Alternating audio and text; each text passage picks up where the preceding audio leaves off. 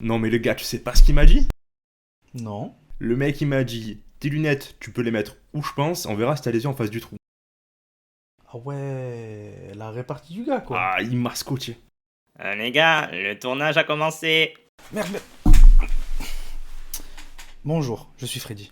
Bonjour, je suis Thierry et bienvenue dans cette édition de Rad News.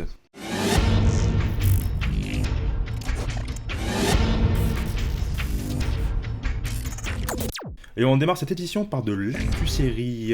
Netflix a enfin annoncé la saison 4 de Stranger Things et on connaît sa date de sortie. C'est par le biais de posts Instagram que la plateforme ainsi que les acteurs nous apprennent que la saison 4 sera divisée en deux parties. La première, elle, sortira le 27 mai et la deuxième sortira le 1er juillet. Netflix annonce également que la saison 5 est en production et qu'elle sera la dernière. Ça ne sera pas facile de dire au revoir à nos enfants, ils ont vite grandi. Actu Ciné. On découvrait à peine la semaine dernière la bande-annonce du deuxième film de Sonic que l'on apprend que le hérisson supersonique aura déjà droit à un troisième film. Mais ce n'est pas tout. En effet, il y aura un spin-off sur la série Knuckles qui devrait être disponible en 2023 et sera diffusé sur la plateforme de streaming Paramount+. Idris Elba devrait donc continuer à prêter sa voix au personnage à poil rouge. Avec tous ces projets anticipés, on espère juste qu'ils ne vont pas plus vite que le Sonic Actu Ciné. Le tournage de la deuxième partie du film Dune va démarrer cet été, nous annonce Denis Villeneuve, réalisateur du premier.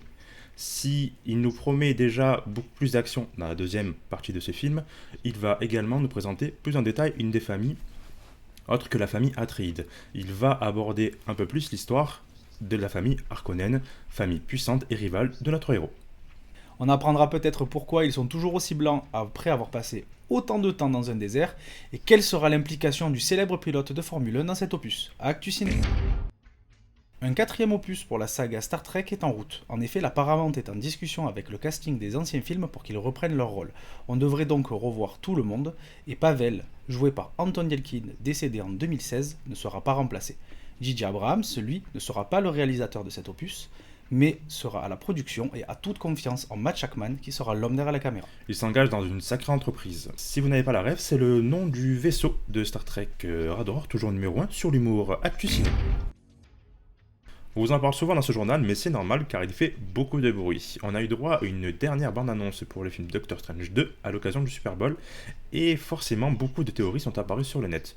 Notamment, on pourrait y voir un variant d'Iron Man, possiblement un cameo de Tom Cruise, qui serait pas Iron Man mais le supérieur Iron Man, une version plus déterminée et directive que le Tony Stark qu'on connaît.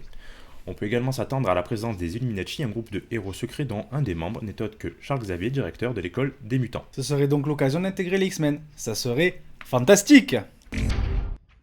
Nous avons une bande-annonce et une date de sortie pour la série d'animation The Boys Diabolical. Il s'agit d'une série de 8 épisodes courts, indépendants les uns des autres. La série va nous présenter des histoires alternatives avec des personnages bien connus comme Butcher ou le Protecteur, ou des personnages inédits. La série sera disponible sur Amazon Prime le 4 mars de cette année. De quoi nous faire patienter en attendant la sortie de la saison 3 de The Boys, prévue sur la même plateforme pour le 3 juin. Rapide actu, le reste de l'actu, mais un rapide Peacemaker aura une saison 2. Terminal List, film d'Amazon Prime avec Chris Pratt en juillet. La réunion Harry Potter diffusée le 11 mars sur TF1. The Last of Us, la série sortira en 2023. Adaptation Netflix de la licence jeux vidéo BioShock en production. Et enfin, un film d'animation Seigneur des Anneaux en 2024. Merci d'avoir regardé cette édition de Rad News, on se dit à la semaine prochaine pour les actus de la semaine prochaine.